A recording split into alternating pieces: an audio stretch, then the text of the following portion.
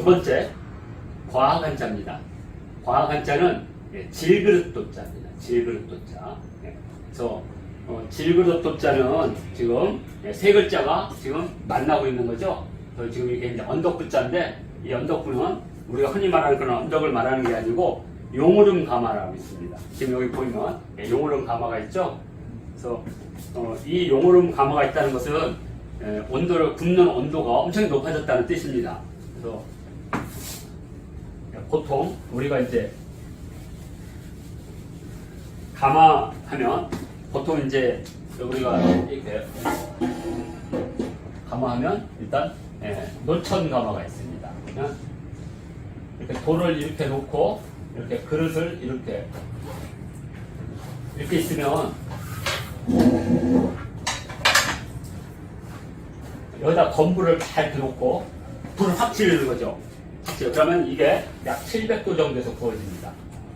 자, 공기가 계속 유입되기 때문에 온도가 오를 수가 없어요. 그러다가 이제 조금 지나면 이렇게 구덩이를 팝니다. 이제 여기다가 이제 이렇게 놓고 하게 되면 약 900도에서 1000도 정도가 나옵니다. 1000도가. 그러다가 이제 이렇게 생긴 게 가마를 이렇게 해가지고 이제 이 안에 이렇게 해서 여기도 이렇게 되죠. 그럼 이게 이제 최소한 1100도 정도가 됩니다. 그리고 나서 이제 다음 단계가 이렇게 가마. 그럼 이제 1280도 이상이 됩니다. 그럼 이게 이제 이른바 도자기가 되는 거죠. 그래서 지금 이제 이 도자는 그런 의미에서 되게 나중에 생긴 글자라는 알 수가 있습니다. 뒤에서 이제 나오겠지만. 그래서 지금 용오름 가마에서, 용오름 가마는 이렇게 생겼죠. 언덕부자 쓴 거고, 그 다음에 가마는 이렇게 표현했겠죠. 가마. 이게 이제 싸다는 뜻이니까. 그래서 지금 이 글자를 보게 되면 구덩이에서 무엇인가를 들어 올리는 모습이죠. 이게 이제 그릇을 들어 올린다고 보는 거예요. 그릇. 그래서 지금 요 글자 우리가 가마에서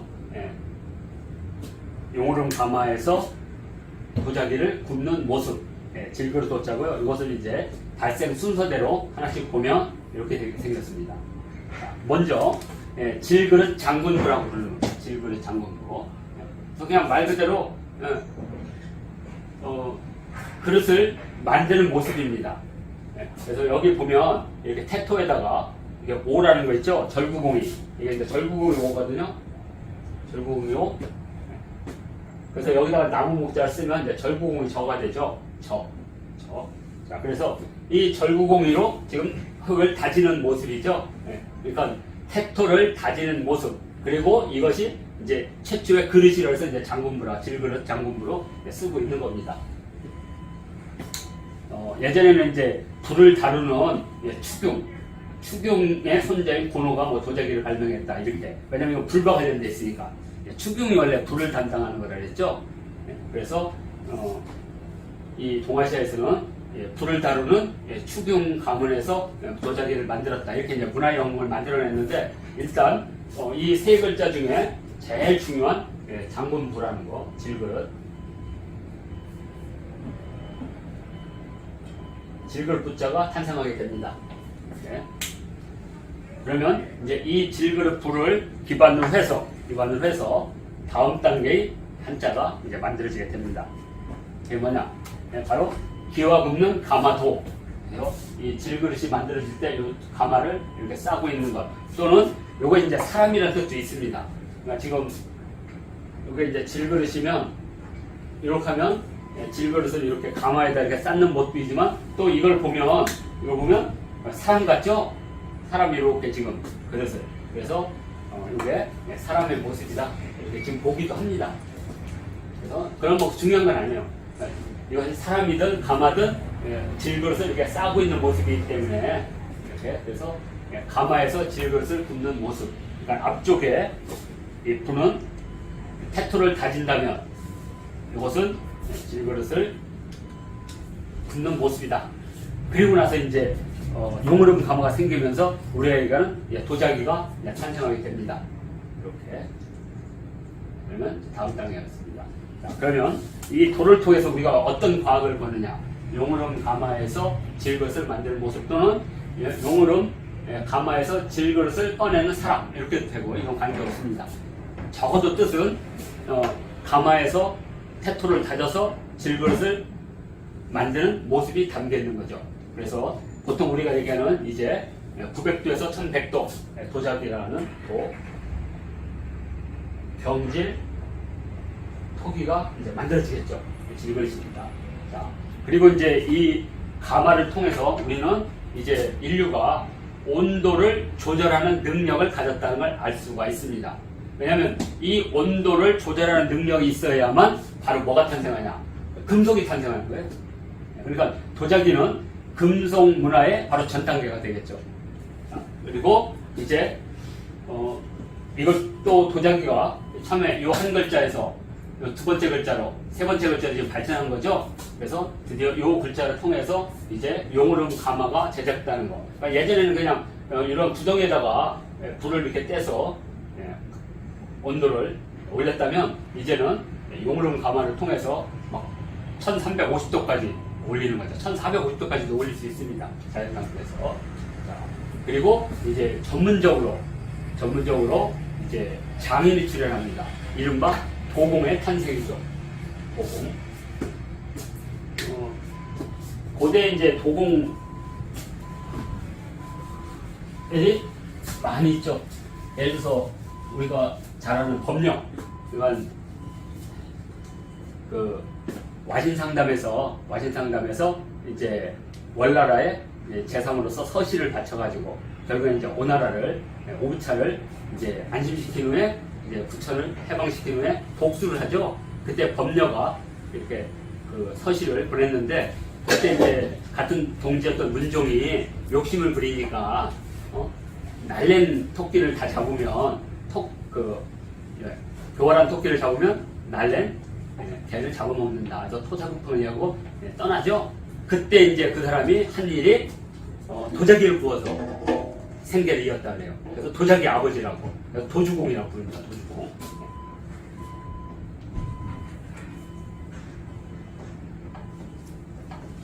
도주공이라고 부르죠. 이제 드디어 이제 도공이라는 전문 직원이 이제 생긴 거죠. 이때는 이제 도공 장인의 출현입니다. 그리고 이제 이런 장인들은 아무나 갈 수 있지 않죠. 왜냐하면 불을 다룬다는 것은 적어도 30년 이상의 경력이 있으면 불을 다룰 수가 있으니까. 그래서 우리가 이제 이 과학한자는 이 글을 통해서 당시의 사회상을 한번 분석해 보는 겁니다. 그래서 질그릇의 탄생, 온도의 조절 능력, 가마를 만들고 있었다는, 그리고 이걸 전문적으로 다루는 장인이 출연했다는 거, 그리고 이제 대량 생산 체계가 가졌다는 거죠. 용으름 가마가 계속 생긴다는 것은 그만큼 수량을 많이, 그러니까 그전에는 이제 부족 단위로 작은 그릇을 몇 개 만들면 됐지만 지금은 이제 전문적으로 그릇을 만들어서 생활이 되는 대량 생산. 그래서 이걸 장치 산업이라고 합니다. 고대 장치 산업이 있는데 대부분 제철, 그죠? 소금, 그다음에 인쇄, 그다음에 그릇. 그러니까 이런 것들은 엄청난 시설비가 들어가야만 운영이 되죠. 이걸 장치 산업이라고 합니다. 현대 장치 산업은 보통 우리가 반도체, 철강, 선박, 조선이죠. 조선. 그다음에 비행기, 자동차. 이것을 5대 장치 산업이라고 합니다. 가장 많은 고용이 창출되고 연관 산업도 만들어지고 그리고 부가가치도 있고 그리고 산업 전반에 봐서 영향이 가장 큰 거. 우리가 지금 사실 항공우주, 이 항공우주만 빼놓고 이것은 거의 탑5에 들죠. 대단한 거죠. 50년, 100년 만에, 50년이죠. 뭐 50년 만에 이 세계 최강이라고 하는 거. 이게 이제 바로 고대에도 이런 것이 있으면 그 사회가 가장 경제적으로, 산업적으로 발달했다는 금방 알 수가 있습니다. 그러니까 도자기가 있다는 것은 그만큼. 그래서 도자기의 마지막 단계가 자기죠. 그때 자기를 부를 수 있는 과학 능력. 그것은 우리 조선과 중국밖에 없었으니까. 이걸 통해서 우리는 대량 생산과 과학적인, 그러니까 이게 다 과학에 속하는 거죠. 그리고 마지막으로 이제 도자기를 통해서 수많은 이제 식기들이 만들어지죠. 그러면서 문화가 발달되죠. 우리가 흔히 말하는 음식 문화의 발달, 이런 것들은 다 도자기의 발달과 함께 오게 됩니다. 그러니까 도자기의 모양이 많아지면 이제 식기에서 점점 생활용구로, 그리고 이제 기호식품으로, 그래서 나중에는 이제 저장 화폐로까지. 지금 부자들이 가장 많이 화폐로 쓰이는 것들이 이제 국채, 그 다음에 달러, 그 다음에 금, 그 다음에 서화 도자기죠. 서화 도자기. 왜냐면 서화 도자기는 유통이 표시가 안 되기 때문에 그냥 갖다가 그냥 주면 돼요, 뇌물로. 왜냐면 그 그림이 누구를 통해서 유통됐다는 그 이렇게 신발은 유통 경로가 없어요. 그만큼 이제 도자기는 이제 재화의 수단이 되죠. 그러나 이제 여기서는 그런 사회 경제적인 것보다는 과학적인 관점으로 살펴본다면 이러한 질그릇 도자를 통해서 이러한 여러 가지 모습들을 우리가 유추할 수가 있습니다. 자, 이렇게 해서 과학 한자를 마치도록 하겠습니다. 자,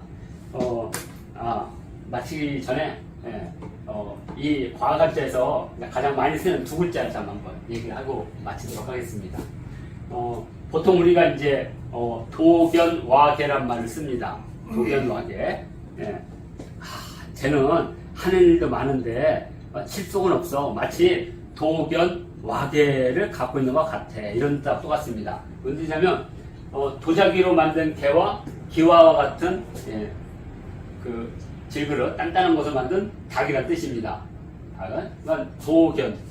사실 도가 없어가지고 돼지를 살짝 목 잘라가지고 개처럼 보이게 했습니다.